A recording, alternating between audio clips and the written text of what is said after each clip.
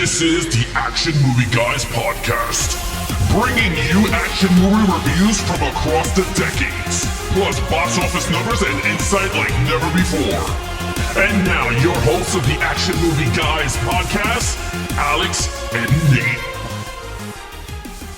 Welcome, everyone, to a brand new episode of the Action Movie Guys podcast, episode 363. We're up to the sequel of Police Story. Now we're up to Police Story 2 from 1988. I'm your host, Alex Figueroa. My co-host is Nate from Netflix Reviews. All right, Nate, I assume me and you never watched none of these, so I can't just say, have you heard of them? But did you hear anything from your friends about the sequels? Nope. I've never heard anything about the... You know what's funny? I don't even know any people who watch these movies. I know that they have a following from, because online, but I don't know anybody who's ever watched any of the Police Story movies. I'm the first one in my circle who has watched these. All I know was I liked the first one. And this one also, Jackie Chan directed again. Yeah. It was only, I was like, okay, I'm excited. But nope, I don't know nothing about it. I'm going to agree with you on that because I don't know nobody that watches. Honestly, I think I'm the only one here in my own family that watches action movies that cares for Hollywood. Because other than that, they didn't give two crap. But the funny thing is, there's no financials. So I can't give you financials for part two. I think this is all out of the country. So I can't give you that. But right now, it only says box office 11.5 million. That's all I can work with right now. But with that said, let's just get right into the review. So let's go with the critics and audience and see what they think about the sequel. All right. So this one, and so these reviews, remember the first movie, they were very good. But Police Story 1 had a 93% critics and 88% audience. So it was very high. Now, these scores are still high. Like, they went down. Okay, the sequel went down, which tends to happen with sequels, but they're still high. The critic score is an 84%. So it went down 9%. Which is not a huge drop. The audience score is a 77%. So it did go down 11%, but it's still good. I would say these are still very solid reviews. I agree with you. I mean, I'm kind of shocked though. Why would the audience go down by 11? That's a very shocking number. Maybe 3 or 2, I would say, oh, okay, but 11 is pretty steep for that kind of number. I mean, chunk of people who reviewed it, I guess, didn't like it as much as the first. Yeah, one. And looking at the critics, I mean, 84 is still high for an action movie sequel. Yeah, it's high for an action movie, period. And then the fact that it's a sequel, so they liked it. All right. Well, do we like it? I don't know, but they liked it. We'll find out. We're going to get into it right now. All right, let's get into it. Lead character. Now, Jackie Chan is back as senior inspector. I don't know his name. Jackie Chan. Chan. Well, his last name is Chan. Oh, yeah. okay.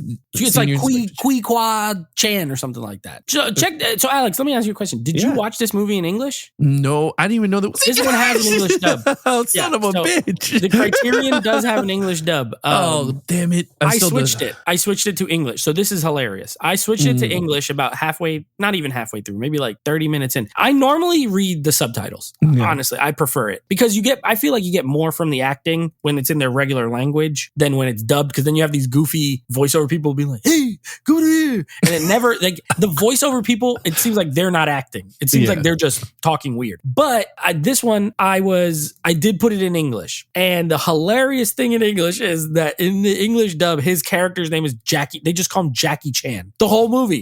They're like, hey, Jackie Chan. I'm like, this is weird. This is not his name, dude. The guy's name is not Jackie Chan. Something's weird here. Okay. Anyway, all that aside, I liked him again. I think he's pretty much the same character he was in the first one, except he's less funny in this one. I don't know if you got that same experience. I thought he was way funnier, like more lighthearted in the first movie than in this movie. He still has moments, of course. And the other thing is this one goes more into his relationship with the girl than the first movie did. Like the first movie, it's there, but this one, it's like, which it'll factor in the storyline score, but more of the story is spent with him and the girlfriend, and like she gets into danger a couple times. So a little more traditional in that route of like almost like a Hollywood type action movie where there's a girl and the guy got to get the girl and stuff like that. But even still, I give him the same exact score I gave him in the first movie. I gave him a 4. I wish he was goofier again. Honestly, I kind of missed that in this movie. I was like, this movie's not as funny. There is jokes, but I'm saving that for later. But I still liked him. I thought he was good. And at the end of the day, my guy fights. My guy fights and does all his own action. And so I gave him a 4. Yeah, I agree with you. He's a little bit toned down here, but I thought he was he's funny as hell. He's still funny, but he is funny. less goofy. Yeah, I agree. They took away a lot of the comedic roles in this one, but they gave it to his partner or his chief. I forgot his name. He's funny. That guy. You gotta take a dump the whole movie. Every 10 minutes, you gotta go take a dump. Yeah, Bill Wong. That's his name. Bill Wong. Actor, Yeah. I thought he was funny. He went, Bro, he's like, he ate some bad fish, he said. Yeah, that was funny. Anyway, Jackie Chan's character, I agree with you. He's more serious here. I do like him in this movie a lot. I thought he was really good. The action sequences with him, he elevated. I thought when me and you talked about the first one, we said, does the sequels get better in terms of stunts and story? And I think it did. I think the story elevated the action sequences in this film for the character. And I think the character was really good. It wasn't like at the wrong place at the wrong time type storyline. It was just clever way they wrote this one. Yeah. And I enjoyed it and I liked it. You're right. This was more about his girlfriend, which is kind of funny too. But they did a lot of oh my God, the flashbacks in the beginning. When they did the song. When they're playing the song with him singing? Yeah. You see all the stunts. Previously on Police Story. Yeah, and he's like singing the song. So I was like, oh my God. I liked him. I thought he was good. I agree with you. I didn't go for a 5. I give him a 4.2. I think he's a great character. Still great. Nothing wrong with that. So I gave him a 4. Okay, main villain in this one. So what you got? Okay, so I actually like the villain in this movie better than in the first movie. So, okay, the guy from the first movie's back. He got out of jail, and now he has this henchman. This guy's goofy. See, they gave all the goofy parts to that guy with the glasses instead of Jackie Chan. What should have been menacing is not menacing because that guy's a goober. Although he did slap the girlfriend up. Oh yeah, he did. Beat her up. And then, by the way, sidebar, that was hilarious when she gets beat up by that guy, and then Jackie Chan's talking to her, and she's like, "No, I hit him first." What does that mean? So it was like, it was okay that he beat her up because she hit him first. Anyway, that guy's back. He's out of jail. So he's kind of like a B character, though. Like, he's like the B storyline as far as the villains go. They make it seem like he's involved, and he's not. He's like dying. That's why they let him out of jail, because he's like sick and dying. So I won't count. He's not the main villain. The main villain is actually a group of guys that are they do explosives, like they blow stuff up, and they're holding this company for ransom. And the leader of them is mute and deaf. So he's like, he just does like this. And then I did like the exploding remote control car. That made me laugh. Oh, that was cool. He's like, yeah. And that dude could fight too. That dude could fight. Yeah. So I get okay, but I struggled with this one because I was like, bro, I like the idea, I like the action, but he can't talk. He doesn't, like all the henchmen do all the talking. I don't know. I gave it a 3. I was torn. This is one of those scores where I gave it a 3, but I could have given it a 4, but I just went with 3 because I was very torn with it. So I'll stick with 3, but the villain element I think is better than the first movie. Yeah, I totally agree with you. I gave it a 3. I was on the fence also. I did like him a lot. I mean, we had characters on this show that was mute, right? We had Jaws, didn't talk for 007. Right, and he's a cool character, but he's not the main dude. He looks awesome. This guy just looks like a little Chinese guy. Yeah, and you didn't know what he could do, but he could fight the crap. I mean, he beat the crap out of him when they were throwing the fire thing at him. Oh, the little pop. Yeah, the pop. And he got frustrated. He grabbed it. He started throwing it back at him. Yes. I thought that was pretty funny. Yeah, I agree with you. The radio control car was the highlight of the scene because I thought that was really funny. He was like, and he's trying to, his partner's trying to talk to him. And he's like, just don't put on the handcuffs. Let's just go. He whooped his ass. Yeah, that's right. Or remember when Jackie Chan says he's yelling at him and he's like, hey, he can't understand you. And then he also does the same thing. That was funny. Yeah. I mean, there's a lot of comedic parts with the villains. Like, you're right. The one with the glasses kept breaking his glasses. The funniest part with the goober, that you call goober, the goober guy, is when Jackie Chan quits from the thing. He's screaming at all the cops, right? They move. Oh, they put the whiteboard. And all you hear is All of a sudden, dude's on the desk. laid Yeah, out. and then you see the boss put the thing down. That part was funny. You see his feet leave the floor, but you don't know what really happened to him.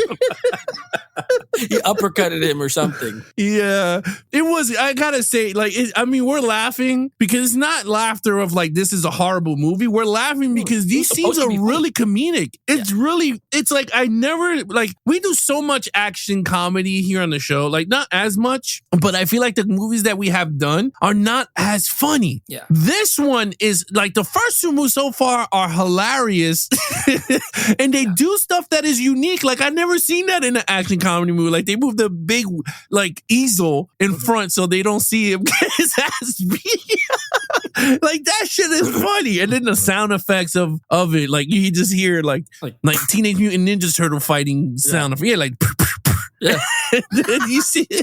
So again, all that is funny, but yeah, the goober. So I gave it a 3. I agree with you. I didn't know where to go with that either, but he could be like a 3.54. Honestly, if we were gonna do it that way, but I give him a 3. Also, okay, I already know where we're gonna go with this, but action sequences 5.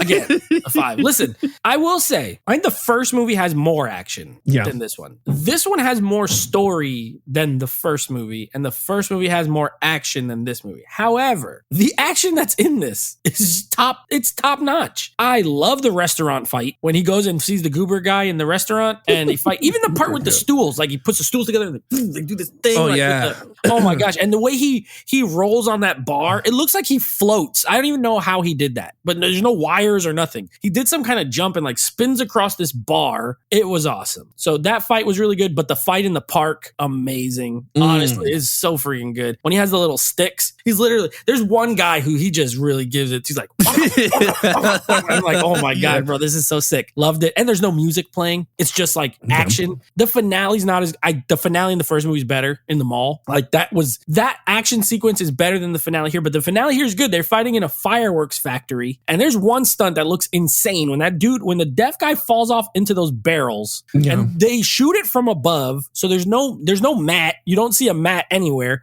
He literally just falls into these plastic barrels, and then they all like scatter, and then they blew up a building. Like they legit blew up that building because you remember in the end credits, they show them like with the fire and it's like all destroyed. Yeah. So yeah, this is, while less action, it's top tier. I give it a 5. I agree with you, man. Everything you said is spot on, dude. It is a 5. I mean, Jackie Chan, I'm very surprised not many American films for action hired this guy or his stunt team to do. I'm very stunned with that. I'm gonna be honest with you. I mean, I know again, we do the John Wicks, they hired a lot of the Korean and Chinese stunt work, to work with Keanu Reeves, and you can see it. Matrix, same thing. But I don't know, man. It's just so good. I mean, that scene in the park is the best. It has to be one of the best scenes I think I've seen in an action movie in a park. Like, literally. He's going through all the jungle gyms and kicking dudes, and they're falling through the jungle gym. Like, they worked so hard at this. Yeah. And man, when they have the the metal stick, and he's like, and he loses it. He kicks the guy, grabs another one, and he just pinging everywhere, and he's like rubbing himself because they hit him hard, and he's just like, ah. And then he starts to run off. Like, I was just like, man, he is so talented. And the way he shot it, and I know he's directing because he's directing and acting and doing his stunts all at the same time. And he did a fantastic job. The cameras were all wide. There's no, and I loved it. You just see everything all the time. Yeah, it is so dope. And then the same thing, he did the same thing with the girlfriend. He grabbed the motorcycle and he did the flashback. I think he showed it. And she's like, let go. And then, so I thought that was funny. But you're right. The scene in the restaurant too was really good. Oh, and he got his ass beat. And that's the thing I like about Jackie Chan movies. Like, he gets hit. Like, he's he gets underdog. hit. He doesn't dominate like the way Steven Seagal dominates. Oh yeah, Steven Seagal would have went there and he would. Nobody would have touched him. He would have cut everyone's arms off, and it would have been fine. Jackie Chan gets beat up. He's a everyman. Yeah, I agree with you. I mean, I think it's so good. Would you say so? You made a good point there. Yeah. I think maybe you agree. I feel like he came up in the wrong time, like in the sense, maybe in the right time for him, in Hong Kong. But like, if he was this age, he was in this movie now, I think he would be a guy who'd be hired to do stunt, because movies are now starting to go back to a little bit of like stuntmen and stuff like that. Do you feel like now he would have been a stunt coordinator type person that would have been hired? Because you're right. No Hollywood people were using his first big Hollywood movie was like Rush Hour, honestly. Yeah. And that was late 90s. I mean, Rumble in the Bronx doesn't really count to me. It's still a very Hong Kong style movie. That was like 10 years after this movie. Do you think if he came up now, he would have that kind of like the guys from The Raid or something like that? I agree. Yeah, I think so. And, you know, to be really honest with you, I think he'll be a bigger star. Now, again, don't get me wrong, everybody. Jackie Chan is a legend, and where he is right now, we already know his status in Hong Kong and all that. We already know. I think he'll be 10 times bigger if he started out now and then worked his career just the same way he did now. Because honestly, he's young. Let's say he directed, and I think he will win an Oscar. There's no way you could tell me, maybe now, because now there's a lot of recognition with newer filmmakers and that do unique stuff. You cannot tell me a film director that could direct his movie, do his own stunts, at the same time playing the main lead. Like that, I mean, you're going to have to get recognized. And I think Jackie Chan, you're right, he's at the wrong time period. But I'm kind of happy, though, because like they archived a lot of his work. And we get to see it through Criterion and all the boutique labels, which we were talking about earlier offline. So boutique labels are bringing these out for us to watch. And I'm kind of happy that I did buy the first two on Blu-ray, because that's what they gave us. But yeah, and speaking of like 88 Films, that's a boutique label. Like they put out Dragons Forever. They're putting out Project A, which are two more of his like older ones. So yeah, it's true. When, you know, at least they are putting them out for people to see. And I'm interested. I've always liked Jackie Chan just from his Hollywood stuff. So now going back into like his Hong Kong stuff, I'm interested to like watch more of them because I like them. Yeah. And you know, it's crazy. I always tell people like I enjoy Korean and Hong Kong. Like I like their filmmaking more than here now. Like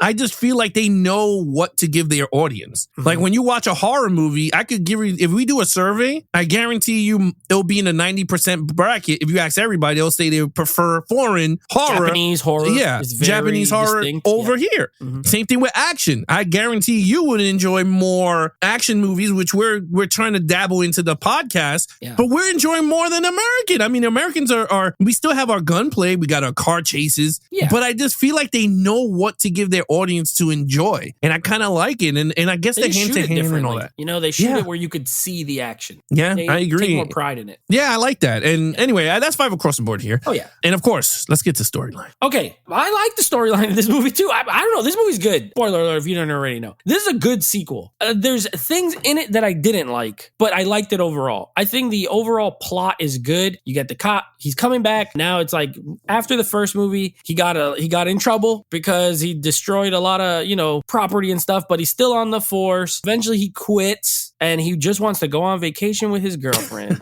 That's all he's trying to do. He's trying to take a vacation. Yeah. They get on the plane. They're like, no, we need your help because he stops a bomb. So he finds out that there's like a bomb threat in this mall. He gets everybody out. And that scene's like pretty funny because they're like, look, if there ain't no bomb in here, oh my gosh, you're going to be in big trouble. And then turns out there's a bomb in there.